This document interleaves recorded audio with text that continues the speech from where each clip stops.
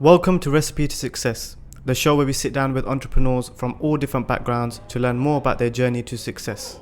My name is Humza Zahoor, CEO and founder of Social Awaken. I hope you enjoy this episode. Welcome to another episode of Recipe to Success. Today I've really got a treat for you guys. Not only is this someone that you can really learn from, but he's at the heights of his industry. Hassan, how are you doing today? How are you, sir? I'm good, thank you. Thank you for coming on. No, thanks for having me on. Honestly, it really is a pleasure for me because I feel like not just you, but everyone that's involved in Syon, Beirut, Hart, it's very hard to obviously get hold of you guys because you're so busy. But at the same time, everyone wants to learn from you, and everyone wants to know how you guys did it. You guys are the trendsetters, you are the innovators of the industry. So definitely excited to have you on. So first of all, how have you been in terms of the pandemic, lockdown, everything that's been going on? I know a lot of people have been following you as well. Yeah. But how have you been generally? Well, to be honest with you, when Corona hit the world, it wasn't as serious as when we went into lockdown, because we thought, this is just a virus, and blah, blah, blah. And then when it came towards the UK and Europe and so on and so on, and I think I remember Italy went to lockdown before us, and a lot more other countries in Europe went to lockdown, especially Spain as well was affected. It was, and then when UK went into lockdown, I was, first few weeks was very hard. Like, I didn't know what was going on. I didn't know what was going to happen. So, and to be honest with you, no one expected this. The whole world went shut. It's never been seen before. Or it's never been done. So it was kind of like a shock, and you start thinking of the worst. Is my business going to be okay? Is this going to be, or are we going to survive this? Are we all going to die?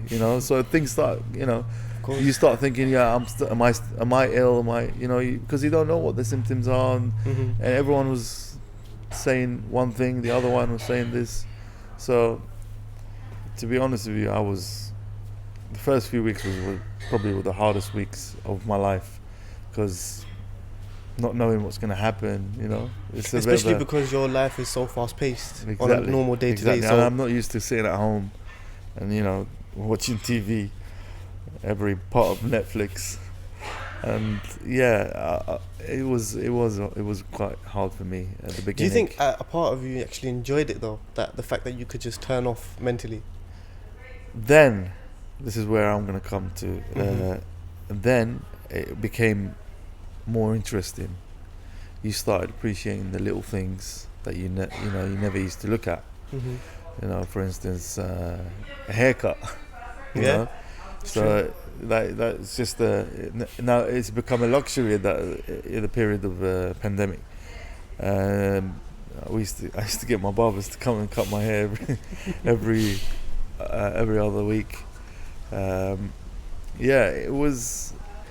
You start appreciating a lot of things. Your family, of course, like you spend more quality time with them. I can't remember the last time I spent that sort of time, with my mum, dad, and my kids. I've got 3 lovely kids, my brothers, so close friends, and then I got to know a few people throughout this pandemic, and then you start realizing who your real friends are as well.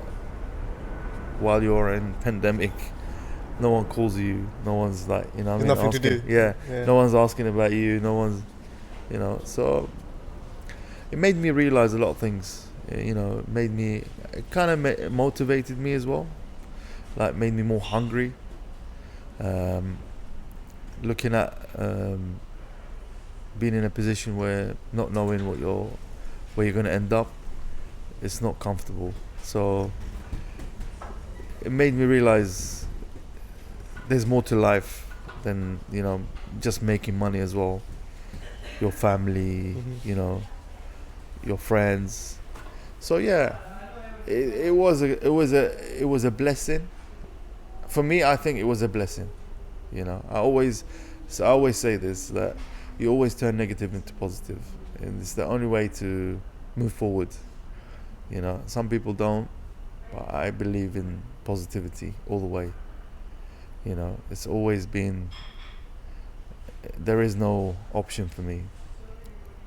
I'm always positive, always calm when I want to be, of course. But yeah, I mean, this is what I took from pandemic. It's been a good journey. It's part of my journey, I believe, and the rest of the world, of course. But yeah, I learned a lot from it. So obviously at the beginning as well, Yeah. the Shisha lounge industry had been kind of disrupted a little bit, and we'll go into exactly who Hassan is, what does Hassan do, what businesses does he own, if they don't already know. But of course the Shisha lounge industry was disrupted because everything had closed, and the empire that you built was almost paused. So of course it was a scary time, but then I guess like you said, you realized that, you know, there was other things to appreciate as well in the time, and that business 100%. Would at some point resume, of course. 100%. So yeah, let's get into it. Let's kind of dive into who Hassan is. What businesses do you have? Because I'm sure a lot of people see your face. Maybe they don't know exactly what you do. They see the cars, they see the glitz and glamour. Well, I mean, sorry guys, by the way, we're in Syon. There's planes flying everywhere, so just ignore the background noise. But it's the best place to be. Thank you so much. Yeah. So me as a person, we started off as in, you know, from Beirut. It started in 2013. So January 2013, we first started Beirut. I'll come to how it all fell into my hands and this and that, because I took on a business that was failing. Okay. So it was a failure at the time, and one of my friends. It's a long story. I'll tell you, and this is what I say. Like, sometimes you turn negative into positive, and I'll come to that.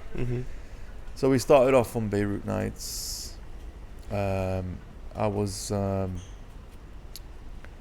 the time I was into cars. I had a showroom, car showroom. So we were selling cars and this and that. Anything to do with cars, we were doing, basically. It was my passion, of course, but it kind of faded away because, you know, it's like every day, same thing and this and that. And I've always been into, you know, I wanted to always get involved in hospitality. It's something that I always wanted to do. You know, I liked it because I like socializing. I'm a very social person. Secondly, it was, at the time, Shisha wasn't as popular as now. There were a few lounges at the time, but not as big as now. It was mainly like Edgware Road, I'm guessing. Edgware Road, a couple here and there, but nothing major. You know what I mean? So I looked at it. It was a niche market at the time. It wasn't done to the standard that we took it to. You know, we kind of changed the game, to be honest with you. I think we looked at it in a different way. We didn't look at it as just a shisha place and, you know, smoke and go. We wanted the whole package. You wanted a good experience, like food experience, like, you know, nice ambience, vibes, you know. So we put extra effort into the food. We put extra effort into the, you know, like the quality. You don't want quantity, you want quality.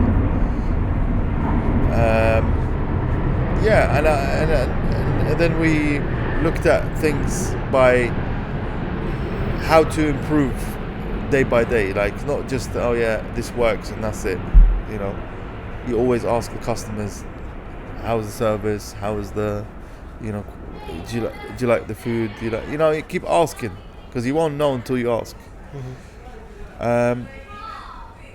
Yeah, I mean, that's one of the reasons why we succeeded in this business is because we're on top of it. The main reason is social media. We were by far the leaders in social media in terms of awareness. Before it was what it is today as well. Yeah, exactly. So social media back in the 2000, I mean, I don't know how long Instagram has been around, but I think it's about 2014, 15. 12, I think. Yeah. 2012. So yeah, we jumped on it, and actually my brother Ali is really into the social media side. I didn't know nothing about social media, and that's how I got into it, because of him, you know. So we kind of like, bounce off each other. We give advice to each other. So he was part of my success as well, and yeah, so he's there. Speak of the devil. We just So like I said, we really concentrated on customer services and quality of your own product, and investing in the right, for instance, shisha pipes. We didn't go for the cheapest option. We always went for the most expensive option. Sometimes it doesn't mean that it's the best, but we tried and tested, like not just because the price tag says this and we go for it. No. So that was how we started Beirut Nights. Because I remember even me, Ali, and his wife, she was pregnant at the time, running around serving customers, cleaning toilets. It's part of the job. We were like, where are we now? Like, is this where we want to be? Is this gonna work? Yeah, is this gonna work? So slowly, it kind of picked up. It was a bit like at the beginning, it was very slow, and then it picked up. Literally about, I think, 3-4 months into the business, then it picked up. But not like mad busy or it was slowly, comfortable, easy. Then slowly we started hiring more people. Places got busy, and I remember it was 3 years down the line, and we were approached by Hilton, one of the owners, the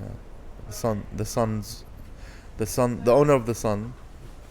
The son of the owner. Yeah, the son of the owner of the Hilton. He approached us and said, "Look, guys, you want to do something in my hotel?" So it got to the point where you had created such a buzz in one lounge. Yeah, because he done his research. He's like, who's the kings of the industry, realistically? And he's like, you know what? I like these boys. Let's go and approach them. He came down and we sat down, and I think we literally sealed the deal the same day. Wow. Yeah, he was sitting there. It was like, okay, where's your hotel? He said, here. Come down. Looked at the place. We were actually, it was meant to be somewhere else. And then I said to him, it won't work there. It will work here. So it's the other part. I don't know if you've been to the bar downstairs. Oh yeah. In there's the terrace. The terrace, yeah. I said there's rooms around there, and it's gonna be noise and all that. So I said, but I like the terrace. He's like, yeah, you can do it there if you want. We came in, and I was like, oh wow, this is it. So that's Syon Lounge, and then we've got the Hart. That's in Southgate. Started nearly 2 years ago. It's coming up to 2 years, and that's doing really well. I think it was lacking something in that area, and it did start a little bit slow as well. But once it picked up, you gave it that Beirut Syon magic, and it just started working. Yeah. It's like, it's not just copy paste. Yeah, So different concepts. every concept has a different vibe, different clients, different. You know what I mean? So, and hence to why we didn't make all our lounges the same name. Yeah, You that's know? that's actually a good point. Actually. The reason why we don't is because you're creating a vibe, you know, and especially when you're in a hospitality business, you want to have a different, because why would I come to Syon and another Syon? You know what I'm trying to say? It's the same thing, you know. But if I do something else there, you'll definitely come there again, or both. Yeah. So you know what I'm trying to say. So you don't you've got more options, you know. So hence to why we kept every lounge separate, different names, and the list hopefully will go on, and we just carry on. And then you led up to the most recent one. Yeah, the recent one is Rawsha, which is in St John's Wood, Abbey Road.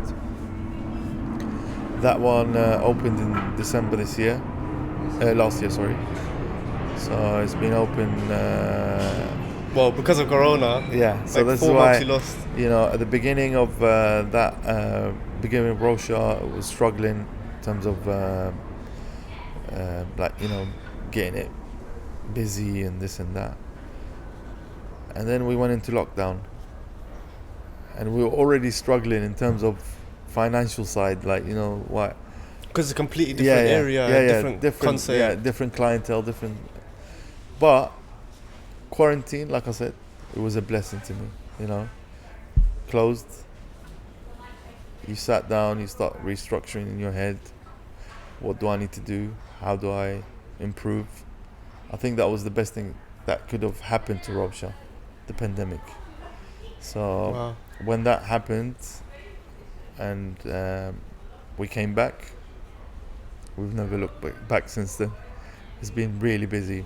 Alhamdulillah, it's been a blessing. It's like every day has been busy.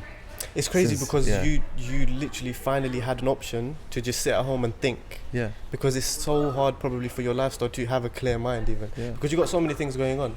And people from the outside, they think obviously, they did it overnight or it's easy. Yeah. But they don't understand how hard it is juggling, even when you share responsibilities with other people. But people look at a picture and say, wow, that's nice. But they don't know what went into that picture. Like the artist that sat there and, they don't know how much effort he's put into that picture. Do you understand? It's exactly like what I've done here. We put hours and hours, and until this day, we literally don't stop at all. Like we're on top of every bit, like every detail. Like even complaints, we reply back, and things like that. We're not perfect. Yeah. No one's perfect, but we make that extra effort to make everyone happy. We can't do that, but we try. Like some people queue up and say, "Oh, this is long" and all that.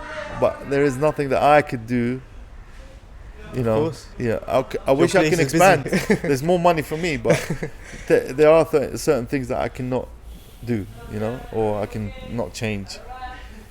But if I can do anything to improve the business, of course I will 100%. Invest. If it takes me to invest, I will do it. If it takes me to invest my time, I will do that as well. So yeah, that's why the success comes, because you are living, breathing, everything. Your business is your baby, basically, your life. That's how I see a business. And I've learned a lot from other shisha caps as well. Not saying I'm the best and this and that. No, I've learned a lot. So one of them is John and Fabio from the bank. They're good friends of mine, and we always keep in touch. And we've been out together. And look, I never look at anyone as a competitor. I am my own competitor. I only compete with my own self. That's the only way for me to Move forward. move forward. Yeah. If I'm too busy looking at others, trust me, You're gonna get left behind. yeah, exactly. So I always say this to people, you know, take the best from someone, but never look at them as a competitor. You know, compete with your own self. It's the only way to be. And I believe in that strongly. So, I want to go back a little bit because obviously we spoke about what you're involved in, some of the success along the way, and the transitions between the different lounges and stuff Yeah. like that. But you mentioned a little bit earlier that Yeah. probably the hardest part was when you first started Beirut, Yeah. and you obviously dived into it not knowing what the hospitality industry was all about. Obviously, you 100%. had connections and Yeah. you had knowledge, Yeah. but it was your own first experience. 100%. So let's go back to what you said you'll go back to. Okay, How did so- you actually get into it? So basically, I was meant to be traveling to Belgium. I was married to my ex-wife was from Belgium, so we used to travel at Christmas period, go there, spend time with their family and all that, with the kids and all. So anyway, I decided to go for a haircut. So I called my barber. I said to him, "Listen, I'm gonna make my way down because tomorrow I'm traveling. You know, last minute, always last minute with me." And he said to me, "Look, if only you can get here for 9 o'clock." I said, "Look, I'll try my best, but please wait for me." You know. He's like, "Look, it's not that I don't want to do. You know, I don't want to cut your hair. It's just because I've got to be somewhere." I was like, "All right, I'll come down." At that time, I was living in East London. Okay. Yeah, Barking. Wow, that's not far Yeah, from it's me. quite. Actually. Yeah. I didn't know that. No, yeah, 3 years I lived there. But you know, I lived there and I literally go out from my bed, go to work. I never went round that area. Nothing. I don't know nothing about that Different area. world. Yeah. So anyway, got in my car, drove all the way down, got near to Buckingham Palace. Mm-hmm. I jumped a red light. Okay. What is an amber stroke red light? Police were behind me. They stopped me. Do you know why we stopped you? I said, yeah, I think so. Jumped a amber light, trying to be smart. He said, no, you jumped a red light. Anyway, so this is all taking time. So, you know, I'm thinking to getting myself, I'm going to miss my appointment. He goes, okay, well, I'm afraid I'm going to have to give you 3 points, fixed penalty fine and 3 points. And all that. I was like, I couldn't argue because I just wanted to get out and, you know. Anyway, so he gave me the ticket, drove all the way to my barber's, closed, gone. And I need a haircut. So I was like, oh, where should I go? So I went to a barber's literally down the road from, you know, from Where you were the supposed other, to go. yeah. Parked up, went in there. I know the guy as well, the owner. Sat on the chair, he's like, oh, long time, blah, blah, blah, blah. How you been and all that. I was like, yeah, I'm good, thank you. So he started telling me about, listen, I've got a place in Park Royal I want to sell.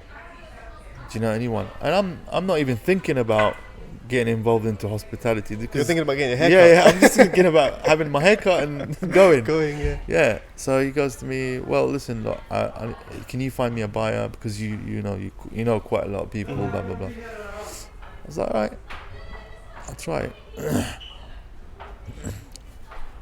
So anyway, that was it. We left it as that. I traveled to Belgium. So yeah, Belgium's a bit boring. So I'm sitting at home. It's like quarantine, basically. I'm sitting at home thinking to myself, at my ex-wife's family's house, just between me and myself, thinking, I could do this. Why don't I, give it a go? I've always wanted to be involved in hospitality, and this is my opportunity. So I called him. I said to him, listen, how much you want for the place and all that, blah, blah. So he told me the price.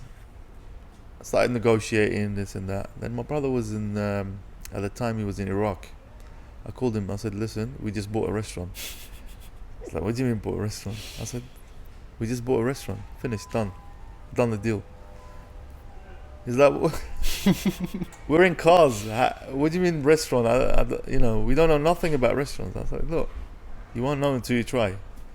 I always say this: if you don't jump in the deep end, you'll never learn how to swim. So this is what we did. I always go for it, no matter what. No looking back. Yeah, never have fear in you. Always, anyone can do anything. Like look at, like the most, like the ones that we look up to. From the Mike Tysons, from Muhammad Ali, from the swimmers, every athlete or every business. Like owners of Google, Facebook, big entrepreneurs. all these massive names. How did they do it? So sky's the limit, as my t-shirt says. Little shout out. Yeah, this is one of my friends' brand. He's quite actually good. Guys, check them out. They're really good. What's the Instagram if they want to check it out? It's called the Real Artistic People. You can tag them in your... Okay. Yeah. So anyway, where was I? So then you just called Ali, obviously. Yeah, you I said to Ali, look, we just bought a restaurant, blah, blah, blah. Anyway, Ali came back. We done our legalities and solicitors, this, that. And that was it. Never looked back since then. So was it a running restaurant? Or It was a running restaurant, but it was dead. Yeah. It was called Beirut Nights? It was called Beirut Nights. And we liked the name. Mm-hmm. And it was a Lebanese cuisine. So it's like changing the name and changing the cuisine is going to be a bit of a... we just stick to what it is now. And we'll see. I have no clue in anything to do with restaurants. And I think big part of my not like learning things about restaurants is I used to go a lot to restaurants. I used to like just to see, enjoy it yourself. Yeah, just to see how they serve, how they talk, how they present the food. And I think it's very important because it opens your eyes.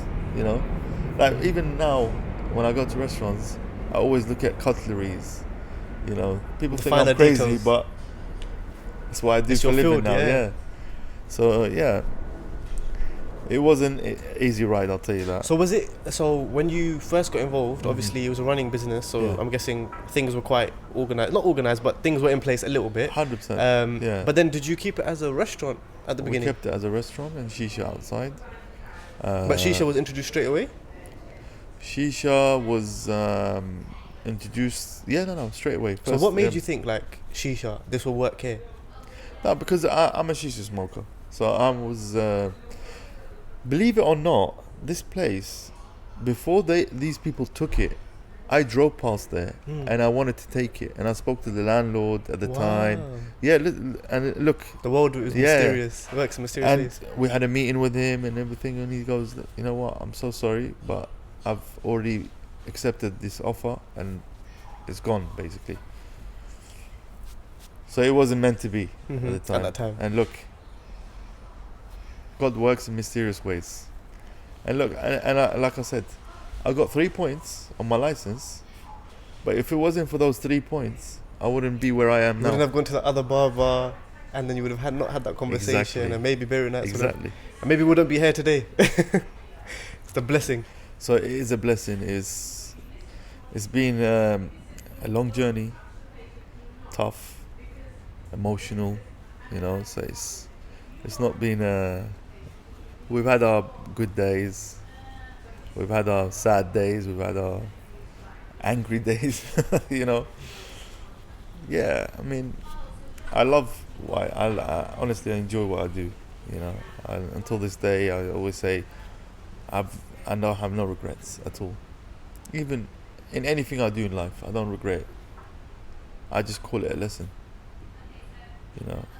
Sometimes it's an expensive lesson, sometimes it's a cheap lesson. But people pay to learn. Of course. Learning is everything. Yeah, 100%. So at this point, okay, so now Beirut Nights is running. It's taken a few months to get started properly, but now you've turned it into a success slowly. Yeah. And then eventually you've had that conversation with the Hilton, you've taken over Syon. Then what? Because obviously it's a whole different scale. Anyone that hasn't been to Syon to this day, I don't know where you're living, but Syon is probably the most, I hope no one gets offended by this, but probably the most premium lounge in the country. You've created something very unique. I can't comment on that, but I mean, I'm sure you wouldn't. Gotta stay humble, but I can say I think that's just the truth. Because it's not only, like you said, it's not just the shisha or the food. Firstly, you created a whole new kind of cuisine in the industry, but beyond that, the atmosphere, and it's always changing. You're always reinventing. Even though you've got a steady income, steady business, you never stop, even when you've got other sites. But in terms of what you just said, and I always say to people, like, to be the best at what you do, you always have to be up there, you know, whether it be your products, your furniture, you know, everything that's involved in the restaurant business or the shisha lounges. You have to be the top, not second best, the best, you know what I mean? Number one. No one remembers number two, they always remember number one. So that's my philosophy in terms of you know, keeping business up. 100%. You always have to be on top of your game, no matter what you do, whether you're being an athlete or you're a restaurateur or, you know, whatever it could be. You just have to be on top of it, you know. Organization is a key as well. Being hungry is another thing. Some of these, I'll give you an example. Some of these athletes, they start off amazing. Footballers start off unbelievable. I can name you so many footballers. You think that these guys are the next Maradona or the next Cristiano or next Messi. Yeah, they have huge potential. Yeah. They fade away. Why? Because there's no hunger. There's no commitment. This is what makes you. Commitment, hunger, dedication. You know? This, every day you walk, like you wake up, you don't look at it as it's another day. No, today is a better day. Today it's a new challenge. Yeah, today I'm learning something new. You know, and it's always better. It's always good to, when you come back home and you sit and contemplate between yourself.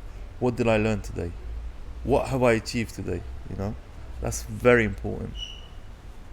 So it's funny you say that, like, in terms of the footballers, because obviously people have huge potential and then they kind of just disappear, fade away. But another thing that you guys have done really well, and you continue to do well, is you managed to get onto the on top of the industry, but you stayed there, and I think that's a whole different challenge in itself. Yeah, see what I always use Cristiano Ronaldo as an example, because he is a perfect example to use. Him being the best at what he is, he still trains like he just started. Why? Yeah. Because he wants to be the elite, the best. Just the best in history. Legacy. And until this day, he's hungry. He's like, I mean, I wish I could do the same as him, but you know, it's not easy. But you've done it in your own. Yeah, I've done it in this in a business way, but as an athlete, it'll be my dream. It's a different level. You know, yeah. So then obviously Syon's opened, starts getting successful. Yeah. It also starts becoming a celebrity hotspot for a lot of people, where you build relationships too along the way. And then I think at this point, maybe 2018, Mm-hmm. it was like you guys just had a huge expansion plan. Like, okay, we've done it with Beirut, we've done it with Syon, Yeah. we've changed the game. Yeah. Now we're just gonna go crazy and just open lounges, Yeah. more and more and more. And Well, even look, I always thought like how Yeah. how do these guys like not stop? You know what? Listen, me, I have four partners, so it's not just me. So we have 4 brains. I don't want to take the whole credit to myself. You know, It's a team. Yeah, Team it's a collective, teamwork. Teamwork makes the dream work. Course. So, I'm privileged to be a part of that team. You know, and every one of us has a different task. Like for instance, I do the maintenance side and the networking, and you know, my brother does all the social media side. My other partner does the accounts, and you know, everyone has a role. Mm-hmm. So I don't get involved. You in don't his get involved, bit. yeah. You know, I can give him my opinion. But everyone's got their areas. Yeah, but everyone has their role. He knows what he's doing, and I know what I'm doing. Refurbishment, in terms of refurbishment, and you know, everyone has a task, like I said. Mm-hmm. So Across the lounges, yeah, basically. yeah, all the lounges. So we started off with just me and my brother at the beginning, and then we added more partners into the business. But it's not a bad thing, of course, because it's you're bringing more to the business. You know, I'm not going to take a partner just for no finance. reason. Yeah. You need to bring something to the table. Like you need to bring whatever qualities you have. So was it like a conscious decision at that time in like 2018? Like you were just thinking, okay, we've done it with Sound and Beirut. Yeah. We're now going to open multiple lounges, or was it just along the way you just started opening more and more? No, we look when an opportunity comes, and like because we've been doing this for a while now, and we can see the potentials in the place, then we'll go ahead with and of course we have it in mind. Like always, like I'm not gonna stick to one lounge, never. I always want to expand, you know, and you never know. I might start giving franchises. You know, so it's anything's possible. So this is why we kept like progressing because we have a vision. Mm-hmm. You know, but like I said, if the opportunity pops up, we go ahead. And you look at it, is this right or not? Is this right? We've had so many. I've seen so many places. I've been offered so many places until this day. I can imagine. But you know when the right spot is the right spot. The same way when you was getting a haircut at the wrong barbers. Exactly. You have to follow that gut feeling. Exactly. Okay. So, yeah, that was the journey, basically. Yeah. Okay, cool. So obviously now, for anyone that doesn't know, so there's Beirut Nights, there's Syon Lounge, there is the Hart Lounge, and then there's Rawsha. Yeah. All in different locations as well. Beirut Nights, let's talk a little bit about that, because people might be driving past and thinking, where's Beirut Nights gone? Oh yeah. So let's give a little bit of details about that. So Beirut Nights is the lease has run out, unfortunately. It's one of our first ones. Your baby, your real baby. Our baby. It's being relocated now. It's gonna be just off Hanging Lane. It's gonna be massive, 375 seater. Wow. Yeah. It's probably one of the biggest. Bigger lounge. than Sound. Yeah. It's probably the biggest lounge in UK, I think. Wow. Yeah. It's gonna have a stage in the middle, so it's gonna be live performances. Wow. Yeah, it's this is exclusive, guys. Yeah. So this is. I haven't said it. Honestly, I haven't said it to anyone. This is probably the first one to know. Thank you. And we're looking at hopefully September time opening. Amazing. Hopefully when things Inshallah. kind of blow over a little bit in terms of Corona and everything. Yeah, I mean, hopefully we're not gonna live like this for the rest of our lives. I hope not. Let's hope. But the vaccine hopefully should come out soon. Regardless, life has to continue, and from a growth point of view, you can't really stop. Well, I mean, a lot of people just carried on with their lives like normal. Yeah. Some people are still paranoid, but listen, each to their own. Exactly. Yeah. So, okay, so that's obviously Beirut covered. Let's kind of change the topic a little bit. So, You mentioned at the beginning, obviously, you guys were into cars. Yeah. That was your passion. It kind of faded away a little bit as you kind of grew older and stuff like that. But the passion, I think, was always there, right? Because obviously, as you've gained success over the years with the lounges, your car collection has just constantly changed between all of you. So is that still like within you, like just a passion of having amazing cars? Put it this way: having a nice car is a blessing, of course. At the same time, I look at it differently. I look at it as a part of success. So when I get into my car, or and I drive it, or sometimes I even when you go home and you want to connect to Bluetooth and you see the list of cars. Honestly, it's like motivation. That's motivation for me. So that to me is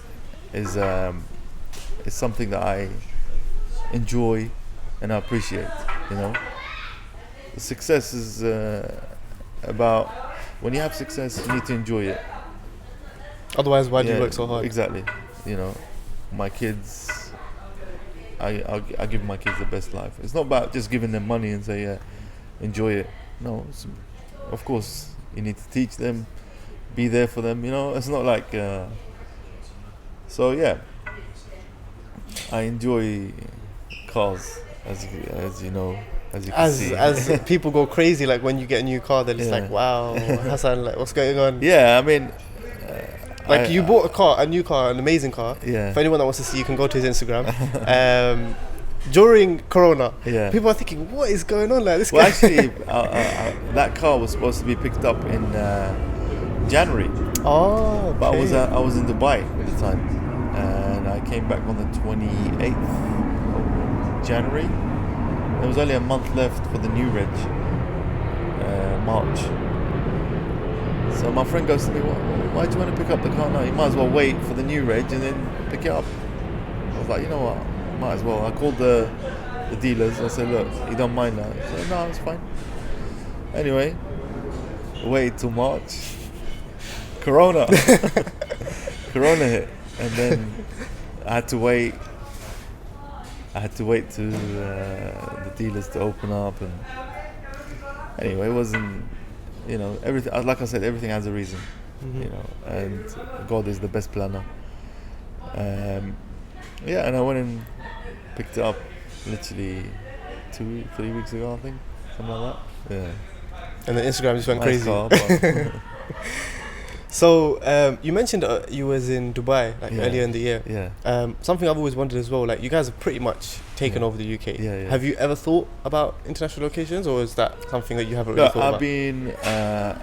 I've been asked from quite a few people to bring Syon, especially Syon, to Dubai. But I just wanted to wait for the right moment. You see, the thing is, I don't want to commit to too much, and then things start dropping a little bit. Then it'll affect the whole chain, So I don't want to be, and I hate failure. I don't like failure. I always want to win. Let's speak about that a little bit, because whilst you've obviously had your challenges along the way, and at the beginning it was difficult.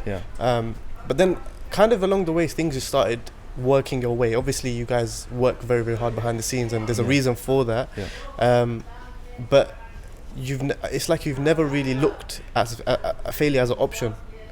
Never. And everything has just kind of just worked. Failure, you only fail if you give up. So I will never give up. Right? Mm-hmm. If you give up, you'll fail. That's it. That's it. Done. So when you don't give up, you keep fighting. Keep fighting. So this is why I say to my younger brothers, sisters, or whatever, say never give up in life, no matter what. Always fight to the end. Is that the thing that you would probably recommend the most to people starting out, like in business in general, that just don't give up? Yeah, like people that. Look, I get a lot of messages on social media saying to me, can you give us any advice and all that. Look, I can't reply to every single person, of course. They can watch this. Yeah, of course they can watch this. But I can like, I'm not saying follow my footsteps, but maybe you could do better than me. But just take the things that I did, which are focusing, you know, determination. These are main key words, like main key things in business. Commitment, you know, being hungry. Hungry is very important. You know, because if you're not hungry, you don't make the effort. How do you stay hungry though? Like despite everything? The fear of losing everything. Do you actually think about that sometimes? Yes. Like, what if I just lost everything tomorrow? Especially quarantine. Of course. The fear of losing everything is what keeps you going. Exactly. Wow, that's crazy. Yeah. It's not something that it's not an option for me. It's a must. You know. That's my. That's crazy. I never really thought about it like that. When you've got to the top, it's like you're still thinking about just keeping it all. 100%. And just keep going, basically. So you probably get a lot of different questions, other than just advice in terms of people starting out and things like that. The skills that you need to have, or the mindset that you need to have. What about the practical things? Like, because let's be honest, you guys have set the standards in terms of the Shisha lounge industry. And now you speak to every Tom, Dick and Harry and they just want to get into the Shisha lounge industry because they kind of see it from the outside point of view, like, wow, it's busy, it's amazing, making money, that kind of thing. Obviously, they don't probably realize how hard it is actually doing on a daily basis. But the reality is that people probably ask you all the time, like, how do I get into Shisha and stuff like that. But forgetting the Shisha lounge industry just by itself, generally, if someone was starting a physical business, like, what are some of the things that you learned probably from early Beirut Night days that this is a failing business when you bought Beirut Nights and I've saved it? Are there just certain things that you look for that you change, or is it just you go as you learn as you go along? Well, I mean, when we took over Beirut, it was a total disaster. There's nothing there, literally, like no business. You know, it was failing basically. Which is actually harder, I think. Yeah, like it is. starting a business I'll tell from you scratch. why it's harder, because when you try out a place and you know it's a failure or like it's bad experience, you might give that place two chances maximum. You'll never go back the third time. And if you do, then you know you're a nice it's either guy. a mistake or But I looked at it in a different way. I looked at it as rebranding, staying the same name, but rebranding in terms of menus, giving it your own touch. Yeah, like that, little touches, the minute detailing. Like, you know, then we started working on the marketing side, which is my brother Ali.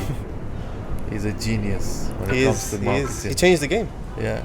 And even now, like, despite there being people behind helping and stuff like that, team, he's still the genius behind everything. 100%. Like, he can think like how people can't think in terms of marketing, and that's worked. He's, I would say, probably, like, you know, I think he's probably one of the best in the social media game. Like, he's on top of the game. He knows every bit of, you know, trick or. And I think without him, I wouldn't even be able to get where I am now. You know, he's part of my success, 100%. And I'm sure he says the same thing about me. 100%. So, so you changed everything. You kind of gave it your own touch. So, for anyone starting out from scratch, because you've done both, you've done saving a failing business and starting from scratch. Look, you need to invest in yourself as well, as a person. You need to be how can I say this? You want to be liked. You don't want to be hated. You need to be nice to people. You need to come across to people that you're easy to talk to. Not like you know, certain people. That's if you want to be involved in this hospitality game. If you don't, And I say this, whoever wants to get involved in the hospitality game, if you're not that type of character, I'm afraid it's not for you. You know, you like, people like to come and see the owners and, you know, mix around, like, you know what I'm trying to say? Mm-hmm. For me, it's a bit harder now because it's like, you know, we're 4 places that are busy and you got a queue of people who just wanting to say speak hello to you. and this and that. Yeah. I don't mind. And if I see you, I'll say hello. But It's hard. it's not easy. Yeah, it's not. It's been how many years now it's been for me? 9 years, 8 years. It's been a long journey. It's been a blessing, man. It's been, honestly, I've had some good times, and like I said, some bad times and some sad times. But what do you think was the biggest challenge along the way? Obviously, like I said, it's been 8 years, so a long time. Probably daily challenges. Every day there's something new. But something along the way that you were just like, okay, I've got past this. I can do anything. Was it just Beirut? And after that, it was just like that was the biggest challenge, or Beirut was one of the biggest challenge? Yeah. But I think Rawsha was a bigger challenge because it was more involved, like literally from planning, from, you know, so much headache. But we're here now, and like I said, you're not a loser until you give up, and I never gave up. And remember, I told you, quarantine or the pandemic was the best thing that happened to Rawsha, because we were struggling financially and even mentally. I was Draining. Draining. Yeah. So, but now I'm there every day. So if you guys want to see me, come to Rawsha. Well, Hassan, look, it's been honestly a privilege just learning from you, honestly, like learning about the story. You know, it's funny because obviously I'm sure a lot of people don't know the story, like in terms of how it all started, how it led to Syon, Hart, Rawsha, and just that there was actually struggles along the way, and it wasn't overnight. More importantly, it wasn't overnight, because we live in this world where people just look at you, probably from your Instagram or from Ali or whoever's involved, like, and they kind of look at it and think, oh, we want to be like that, or we want to get like that tomorrow. They look at the nice picture, but they don't know what's behind the picture. And the years that you put in behind 100%. It as well. So that's why it was very important to do this. Put a lot of effort into it. And success doesn't come overnight and then knocks on your door and says, hey, guys, I'm here. You know, it's part of your journey. You know, what you go through and what you, you know, what happens. So, and who knows, maybe if you didn't get those 3 points, maybe you would still be in cars today. Exactly. So sometimes some things you can't even choose, but along the way you learn. God works in mysterious ways. He's the best planner, and I believe in that very strongly. 100%. You know. Amazing. So for anyone that wants to follow you, or obviously the brands, I'm sure they probably know the brands already, but if they want to just follow your journey and kind of learn from Hassan, what's the best place they can follow you on? My Instagram is HA55OON. It's Hassan. And obviously the brands, so it's quite a few. So Beirut Nights, at Beirut Nights, at Rawsha London. Rawsha London. I'll tag anyway in the description, but just so you know, at Syon Lounge and at the Hart Lounge. So if you haven't been to any of those sites, or let's say you've been to Syon but you haven't been to Rawsha, definitely give them all a go, because like Hassan said, they're all different experiences, and they've got their touch. Every single lounge has a character. Exactly. You know, and it has this different crowd. You might not like the crowd in the Hart, or you might not like so you can mix around. What's your favourite right now? For me, Rawsha at the moment. Why though? Is it because of location? Location, central, and it's popping off. It's really popping off. Amazing, 100%. Thank you so much for having me. Thank you. Thank you for guys. Don't forget to follow Hassan and obviously his journey, and obviously the brands as well. Like I said, if you haven't been to them, please do visit them. Don't forget to subscribe on YouTube, Spotify, and Apple Podcasts.